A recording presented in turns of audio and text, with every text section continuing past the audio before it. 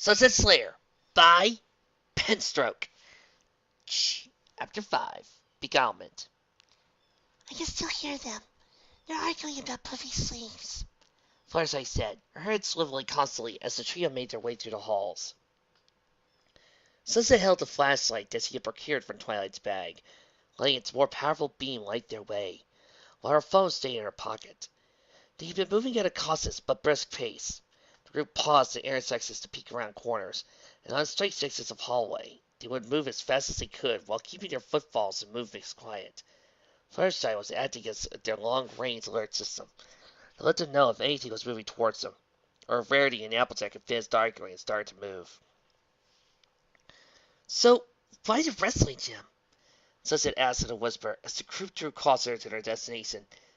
What exactly is a wrestling gym?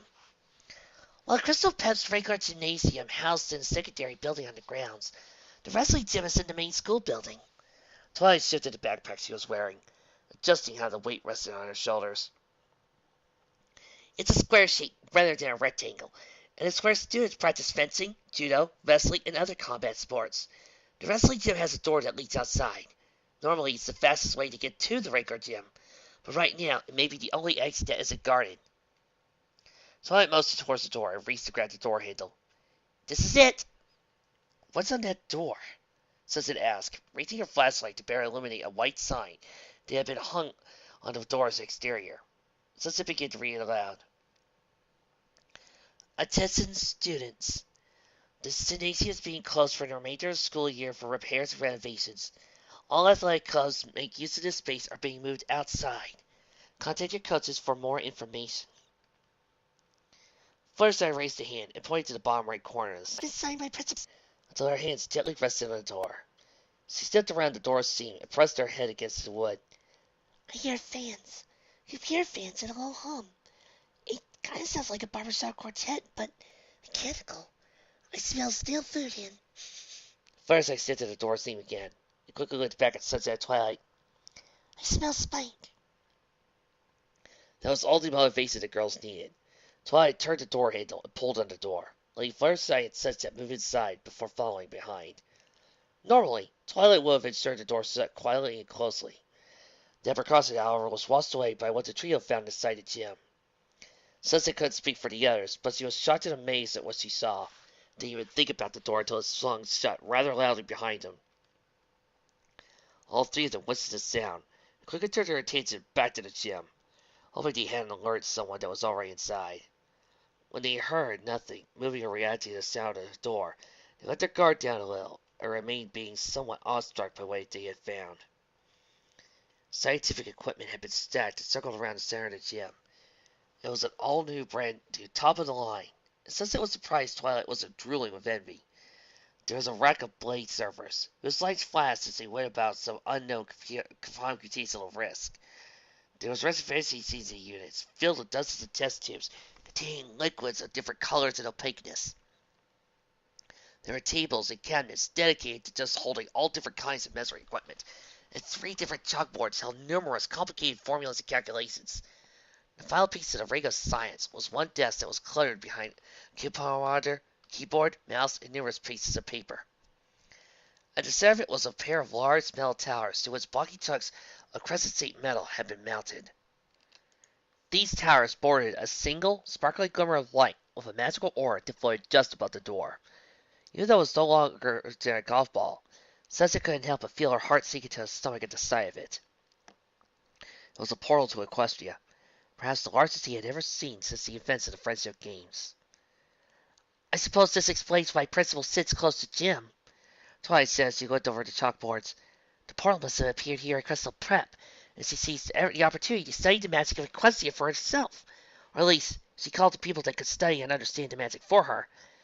Even for Crystal Prep, some of this equipment looks expensive. Do you think Dean Cadence knows about this? Sunset asked as he moved up the refrigerating unit, looking at some of the labels on the test tubes. No. After what nearly happened to me, something like this would have been on a need-to-know basis. Twilight put her hands on the chalkboard, trying to find and trace some flow of logic against the formulas. Principal Sis must be keeping this a secret. It would be too hard since Dean Kane spends most of her time giving out tours, helping seniors with college admissions, and recruiting new students to the school. Sometimes he's away from the school for weeks at a time. That and Dean Kane is maybe a bit distracted. Distracted by what? Fluttershy asks as he gets to figure out the equipment. She's started dating my brother. Well, that's nice for her and your brother, but that doesn't exactly help us with our current situation. Sunset moved from her first ray unit to the desk and read through some of the papers. They seemed mostly to be requisition orders for even more equipment and notes about power consumption. Everything that had been left out was very pedestrian. The computer itself was locked. Whoever worked at the desk was good at keeping any real evidence of his or her actions out of sight. Fluttershy, you said that you smell Spike. Where is he? He was here recently and something happened. Fluttershy was sniffing around the portal. Right around here, his smell changes. Can't be sure why. It's just different. And I don't think he went through the portal either. Fluttershy drew closer to the tiny hole in reality, peeking through the other side. Oh, look, like your dog. He has 3 heads. Sunset dropped the papers he had been looking at, turned, and looked over the wires feeding the towers in the center of the room as he rushed to the portal. Let me see, Sunset said as he gently nudged Fluttershy out of the way, and bent her head down as he was level with the portal. This is not good. He looks pretty mean, but the dirt gets a big salty at heart. Or would be his 3 hearts. Fluttershy brought her hand to her chin to puzzle at the thought. That's no random dog. That's Cerberus, Sunset said as he continued to look through the hole. She tilted her body and head to different angles, trying to see as much as she could. Do you mean the 3-headed dog Cerberus for Greek mythology?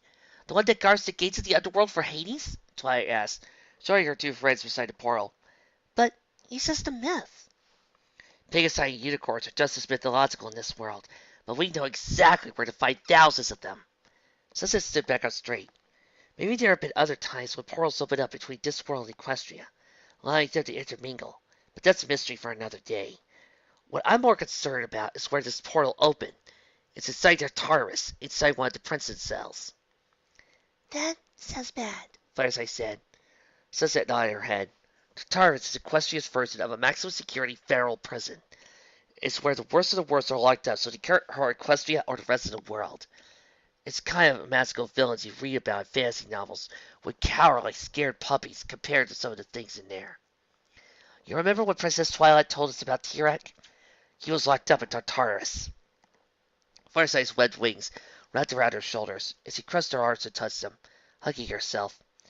But the portal's so small. Do you really think something could have gone through? Not unless they figured out how to widen the hole.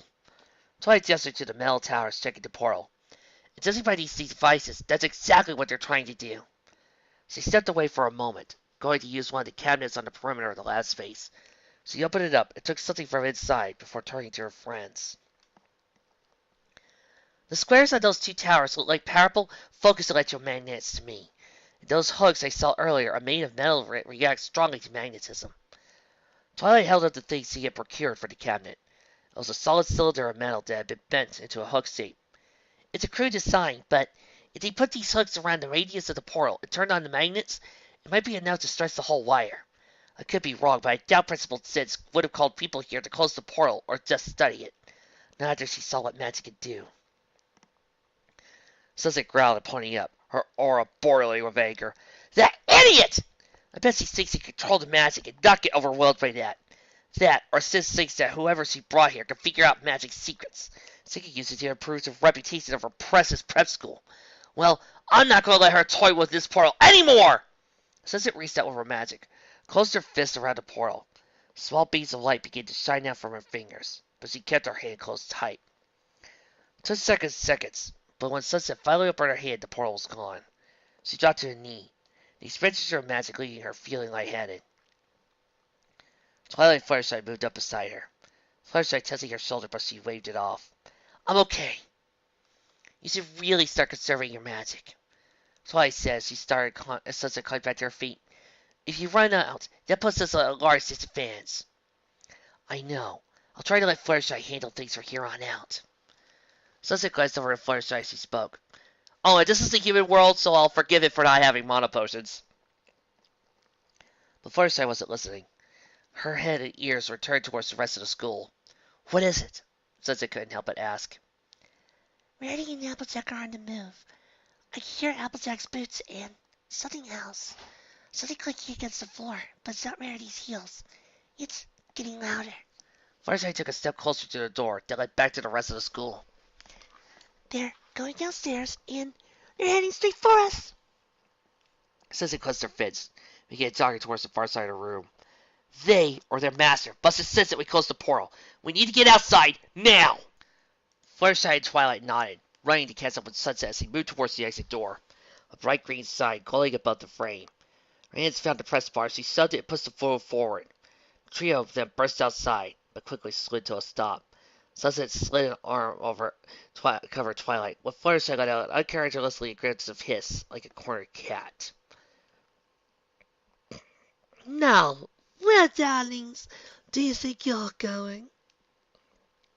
Rarity hovered just above the ground outside the school. Behind her were easily a few hundred magic daggers. Each was pointed at the trio of the girls and was looked to be inching closer, as if eager to stab and cut. Rarity herself was frowning and gently shaking her head. You know, you really shouldn't have done that. You made Master angry, and he's just so unpleasant when he's angry. I'm afraid this time I'm going to have to insist you come with us. Since his magical aura flared as he prepared to fight with Rarity. But the trio behind heard doors on the far side of the wrestling gym open. They glanced back and saw two figures stepping through the door. One was Applejack. Her eyes were now glowing red, and her ears were distinctly bat-like. Her outfit was different. She was still wearing her jeans and belt buckle from before, but her top had been replaced with a sleeveless, white, button-down shirt, a maroon vest, and black tie. It was decidedly less revealing than Rarity's outfit, and made her seem that much more intimidating. The creature standing next to her, however, made Twilight Fluttershy gasp. It was a lumbering thing, a mountain of muscles with claws that glinted as it and Applejack drew closer. It was slightly hunched over, as if it could start running on all fours at any moment. The head bore a long snout, filled with sharp, carnivorous teeth. The creature's body was covered in purple fur, with a green underbelly. It was Spike! "What did you do to him?" says it snapped as she turned her head to glare at Rarity. Then, when Master found out that our Twilight didn't have any magic, he was rather disappointed. Rarity floated to the ground, landing gingerly on the grass while Nye moved in closer. He expended all that effort to chase her down, and only succeeded in putting a few tiny holes in her back. But then he noticed our little Spiky Walkie, a magical talking dog. I didn't get to see my master close the deal after Spike ran to get Twilight's help, but neither he or I could complain about the results. He makes for a very strapping werewolf.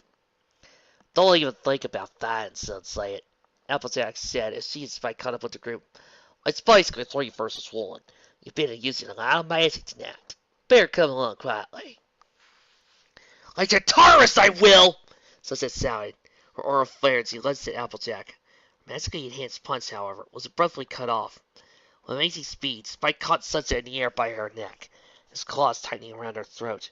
Sunset kicked and flailed as he tried to pull his fingers away from her throat, but they were like a vice. She couldn't get them loose, and her lungs started burned from a lack of oxygen. I promise, Sunset, everything will be better soon. The master just needs you to give you a little nap. Rarity says she assured Fluttershy and Twilight didn't intend to do anything heroic. You'll simply love your new outfit once the master makes you one of us. The world began to fall away. Sunset's vision blurred, and her hearing became distorted. She tried to struggle with renewed effort. Passing out would certainly mean she followed under the master's curse, just like her friends. She had to stop it, but with each passing second, she felt herself getting weaker, and her mind became further muddled. Her legs stopped kicking, and her hands fell to her side. She looked to her friends one final time. 4 words of apology with her lips. Then, everything went black. The library was dark. The library was never dark. Why was the library dark? Sunset sat up on her bed, and her mind struggling to grasp how she had arrived there, or what she had been doing there. All she knew was the library was pitch black, something she had never seen before. Twilight's computers had always been set up in the corner. The setup had grown and expanded over time, And there had always been something glowing all through the night, even in the beginning. All those lights were gone. Sunset sat there, looking around, unable to tell when she blinked or which way she was facing. Her hands groped in the darkness, trying to get her bearings. She eventually found a piece of her bed frame, and her hands quickly moved to the built-in drawers. She searched for her phone where she usually left it at night signs to charge. She felt a cable, but the phone itself was absent. She continued rummaging through the drawers for a flashlight, knowing she had tucked one beneath her clothes. Yet it was gone as well. Was this a prank by Rainbow Dash? Payback for all the mornings of flicked water? Having no other options, Sunset opened the door with her prep kit. She had to fumble around through her clothes for a few moments, but she found the kit, and from it, removed her gemstone studs. They were tiny little things, but Equestria had been using them for centuries as medical tools. Gemstones, which could be mounted in earrings, necklaces, or other jewelry, tried to turn the magic in a creature flow freely. Some creatures needed them for only a short time while they recovered from an injury. Others wore them all the time, to overcome the deficiencies in their natural ability to access and use their eternal magic. She and her friends were just lucky that gemstones' properties worked just as well in the human world. Sunset put in the studs, pointing up, and focused her magical aura to a spear around her hand. It was not as effective as a flashlight or a cell phone, but Sunset was able to make out shapes in the darkness. She could see the three other beds near hers, all empty. No one had stayed in at the library with her that night. It had to be night. It was too dark for anything but night. Finding her slippers and putting her feet in them, Sunset began to shuffle around the room.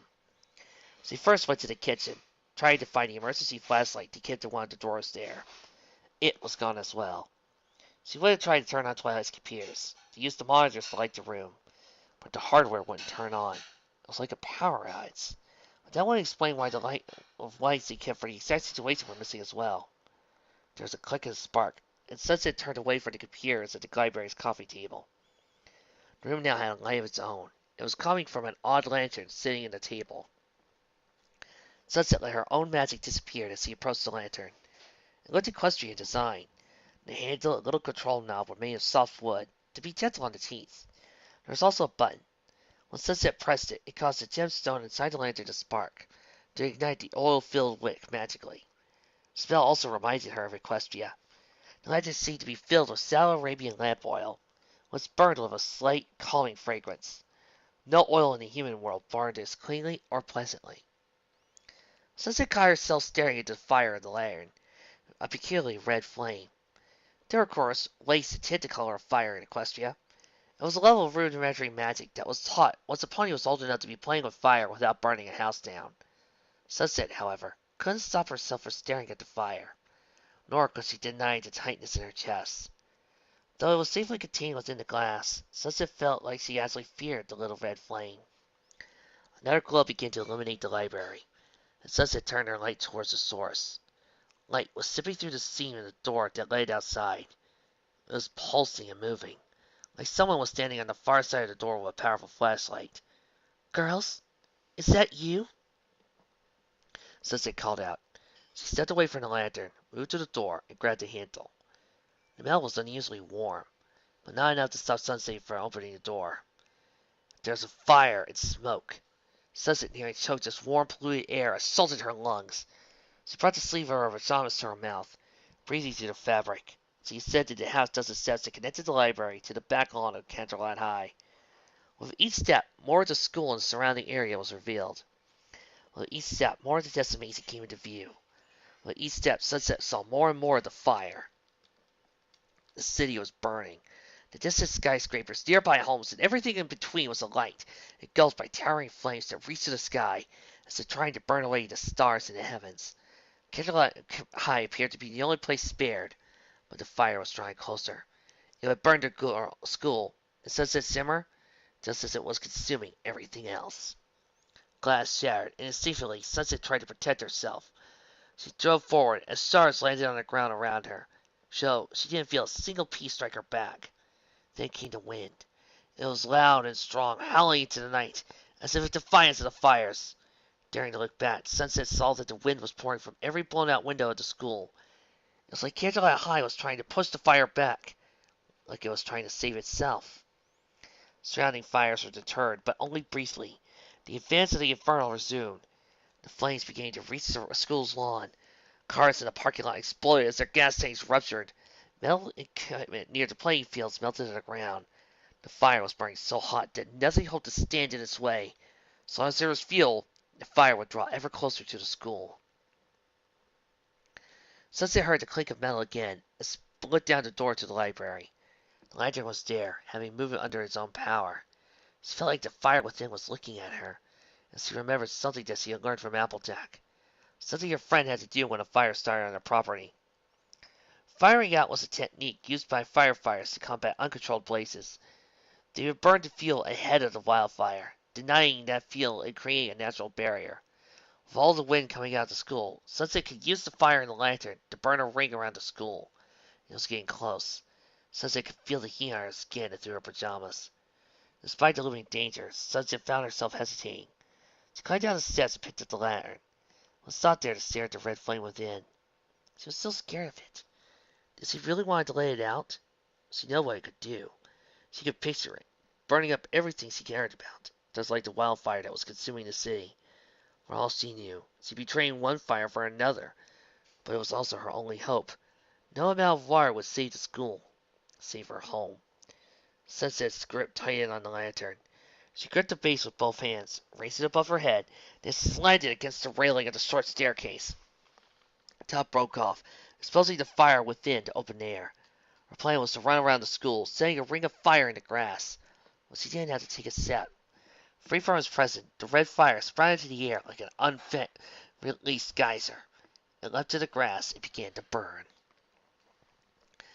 The red fire surrounded the school, fueled by the wind coming from the blown-out windows, grew and fanned out to meet the orange flames. Sunset climbed back to the top of the steps that led down to the library's exterior entrance. Looking out and watching as the red flames rushed towards the regular ones. Like two tidal waves, the fires crashed another with a force that shook the world, nearly knocking Sunset off her feet. They were stalemated for a moment, but then the fire tried to push back. It was slow at first, but with each passing second, the red fire's strength grew exponentially. In a matter of seconds, the orange fire had been pushed back, leaving behind only the black ashes of what it was burned. Sunset could see the flames lingering on the horizon, like a warm glow that surrounded her. With the orange fire gone, it looked like the city was regenerating. Grass and trees were coming back to life. Cars and buildings were repairing themselves. Metal was tumbling and paint was unpeeling. Sunset found herself smiling as she looked down to the lantern. The original red flame was there, but her fear of it had vanished. She welcomed it. It saved the world. A world that could now belong to her and her alone. Yes, first she would conquer the world of man. Then she would harness its technology against Equestria, and she would rule it all! Then, that was when Sunset noticed her hands became red claws. Sunset woke, drawing in a deep, sharp breath as her body convulsed. She had been on her belly, but she promptly rolled to her side and brought a hand to her face. It hadn't become a claw, and the color was still right. Sunset, we were worried. Looking away from her hands, Sunset couldn't help but smile at the sight of Fluttershy and Twilight. The three of them were in what looked like to be a teacher's lounge. She had been lying on a large, comfortable couch, while her two friends were sitting at a table. Beyond that, the room had some counter space with a small sink and a coffee pot, microwave, a fridge, and two vending machines, one for drinks and the other for food. What happened? Sunset asked as she sat up. Her body felt like lead, and everything was sore. Her jacket was missing, along with it everything it contained. I remember Rarity and Applejack and Spike cornering us. Fluttershy got out of her seat, picked up an untouched glass of water on the table, brought it over to Sunset. There wasn't much we could do after you passed out. They brought us in here, locked us inside with Spike guarding the door while they took you somewhere. You weren't gone long, but when they brought back, you've been bitten. Sunset's hands went for the neck, feeling for the bite marks, and feeling for the two gaping, oozing holes. She didn't feel anything. She began patting down the rest of her body, trying to find where the bite was. She would have probably checked every square inch of her body if it were not for Fluttershy. It was on your neck, but it's not there anymore. She held out the glass of water, encouraging Sunset to take of it. You mean it healed? Sunset asked before taking a sip from the water. Twilight nodded. Numerous of pieces of paper were spread on the table in front of her. Each one was littered with her notes and doodles. I see it was miraculous that there weren't so many unknown variables regarding your magic. Maybe it was your true nature as a pony. Maybe it's because you've successfully been the focal point of the magic of friendship this darker stuff can't hold. No matter the reason, the evidence remains the same. The bite on your neck for an hour. During that time, we noticed certain aspects of the transformation. You had fangs and red eyes. Then you tossed in your sleep for a few minutes. After the night, the bark stopped bleeding, began to heal, and the other vampire traits began to reverse. Sunset brought a hand to her mouth, feeling her teeth. They did feel normal, maybe a little more pointed. No, that was just fear talking. They were fine. But could she have fought off the curse? Her mind flashed back to her dream, but it was fading. She just remembered fire. A lot of fire. The rest was gone. But then Sunset's mind looked into another world. The twilight said, "Hour." I've been asleep that... Sunset's fist slammed, and her fist felt light. She had to fall to the couch, nearly spilling the water she was holding. Easy. Fireside took a seat next to Sunset on the couch, placing a hand on her shoulder. Don't push yourself. But what about Rainbow and Pinkie Pie? Sunset asked as he held her head with one hand, trying to get the room to stop spinning. They're okay. Twilight gestured to the window with the eraser end of her pencil before she went back to writing her notes. Thankfully, the teacher's lounge faces the front of the school. We saw them arrive and they'd be waiting at the gates. You haven't tried calling them? Sunset asked. Twilight didn't raise her hand from her head as she began to work before she spoke. We can't. Applejack took our phones and my backpack away. She also searched the room herself, taking away anything we could have used to single Rainbow and Pinkie. It was rather really impressive. She gained some speed thanks to the vampire's curse. She worked very quickly. Even took the light bulbs out of the microwave and fridge. What about using magic or just shouting at them? Applejack said that Spike is under strict orders. If he hears us shouting at our friends or sees the light of magic through the door window, he's to restrain us further. And it tells us being stuffed in the janitor's closet instead of being left in here. That, and I don't think singling them right now is our best strategy. Sunset shook her head, trying to banish away the last, lingering offense of being choked unconscious. She got up gingerly from the couch, receiving little help from Fluttershy. While she was standing on her feet, she took 3 steps that separated her from the table. She sat in a chair on Twilight's left, while Fluttershy sat in a chair opposite to Twilight. Why don't we try to contact them? Sunset asked. Right now, things have reached an equilibrium. Twilight finally looked up from her pencils and sat down her pencil. Rainbow and Pinkie Pie didn't storm straight into the building. They've been waiting for us, but I don't think they'll wait forever. Rainbow's too impatient for that. She'll come in here eventually. But for the time being, she's having a contest with Applejack and Rarity.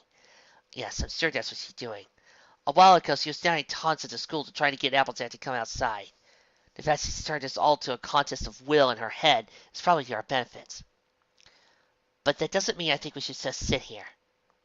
Twilight said, I've been pouring everything we know about the situation. One important fact you should know, Sunset, is that we confirmed that this isn't a Dracula entity. How? Did you see it? Sunset glanced back and forth between Fluttershy and Twilight, uncertain who would divulge the details of this revelation. After they dropped you here, they took me to be bitten.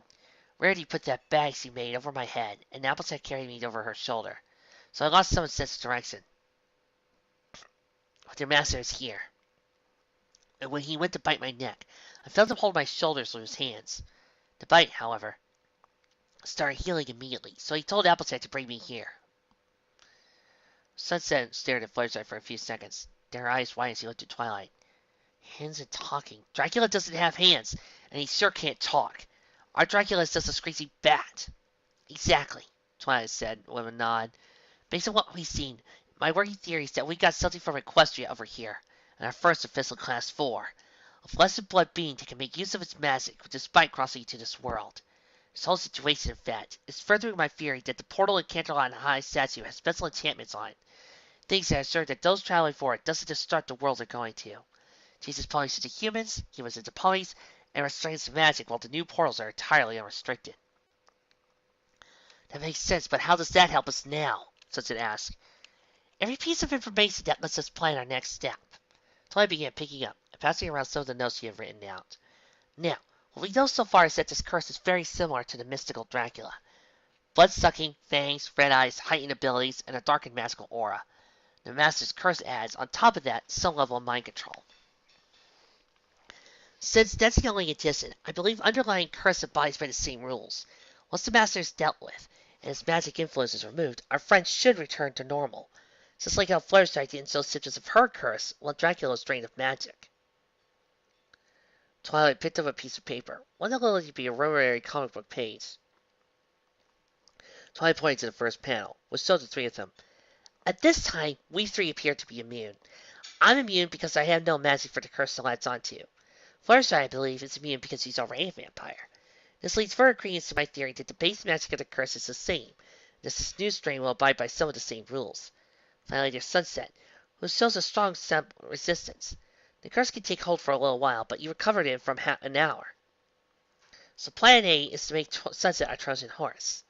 Twilight began pointing to each cell and Laura comic turn. Fluttershy, you're going to try to curse Sunset with vampirism again.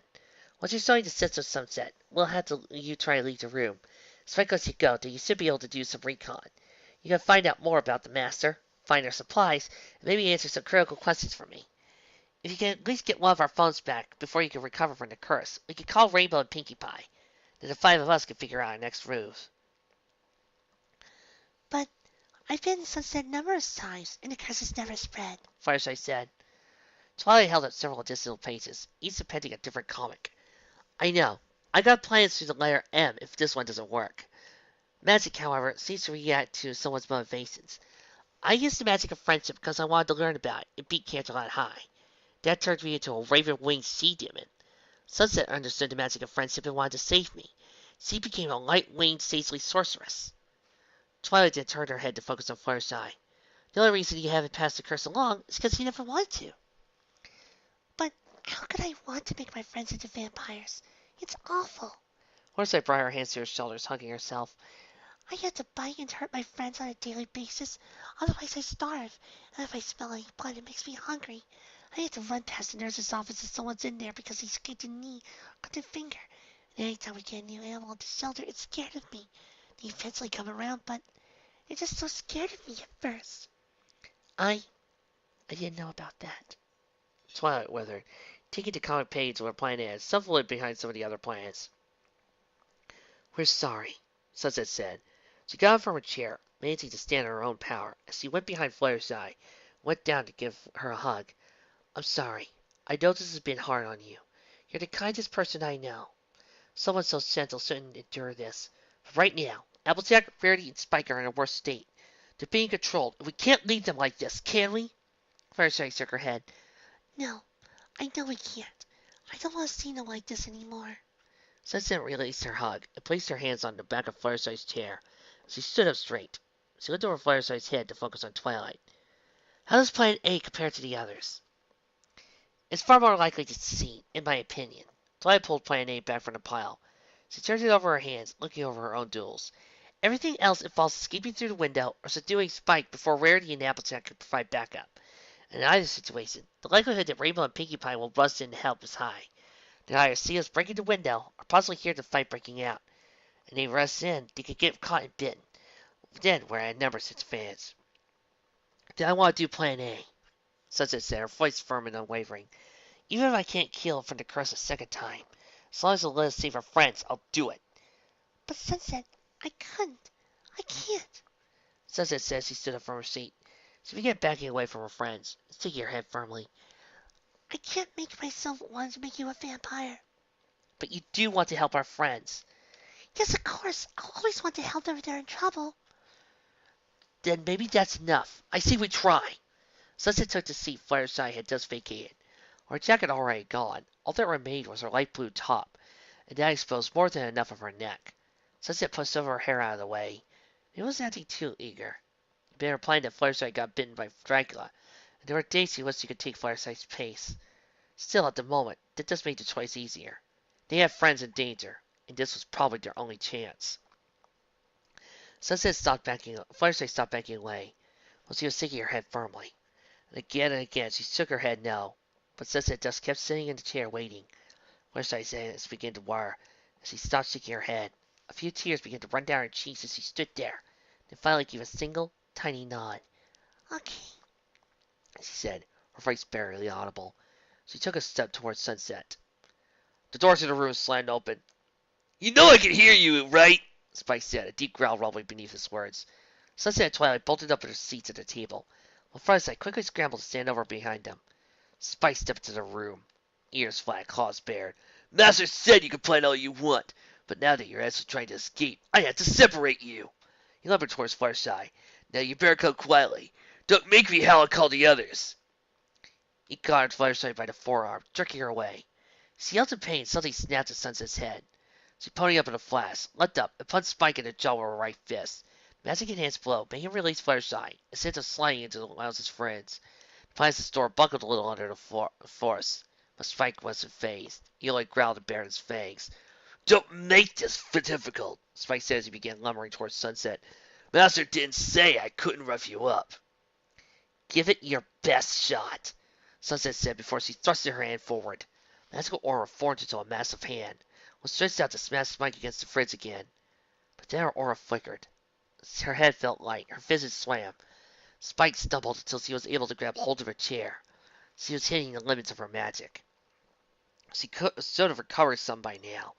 But there again, her body might have burned away all the energy she had stored up in the fight to fight the vampire curse. Oh, you little tired Sunset! He pulled himself out of the impression he left in the fridge door. Rushed forward, closing the gap between them in a few long steps as he backhanded Sunset. The blow hit her hard on his shoulder, sent her flying. She hit the wall of the teacher's lounge, smashing to a tacky pain before falling onto the couch. Maybe I just need you to put you to bed again. Spike took another step towards Sunset, his claw already reaching for her neck. Twilight put herself between the two. She spread herself and looked Spike square in the eye. Stop! You're hurting her! That's the point. Those who defy Master must learn their lesson, Spike said as he glared down Twilight. Now get out of my way! Or what? You're gonna hurt me too? I know you won't. Spike I know would never hurt me, even if I could heal like the others. And I know that your Spike is still there. Twilight did not break eye contact with Spike. You're not a vampire. I don't know how you become a werewolf, but I bet my entire Daring Do collection that it wasn't because you were bitten. That doesn't line up. That doesn't match scientific or even magical sense. That means the Master may have just under some sort of mind control. Mind control that I bet is weaker without the vampire curse to ground it. So come on, Spike! Snap out of it! Spike's growl came from deep in his throat. He reached out and grabbed Twilight's arm, starting to squeeze. Maybe you'll realize that I serve the Master, but after I break your arm. Twilight struggled, her free hand trying to pry out Spike's grip. No! Spike! Stop! She winced as the pressure got more and more intense. Spike, that hurts. Sunset tried to pick herself off the couch, tried to call upon her magic again, but would not respond. She had powered down after being thrown, now couldn't even summon enough of magic to sustain her ponified form. Twilight yelled in pain, a tear down rolled down her cheek. That was when Sunset saw it. There was a glint in Spike's eye. Shit imposter. His grip loosened. That was when Fluttershy slipped in. Full vampire pony form, Fluttershy flew in, placed herself right in front of Spike's face. Her eyes locked with his, red irises glowing intently. Spike became frozen, unable to move or look away from Fluttershy's gaze. Thank you, stare.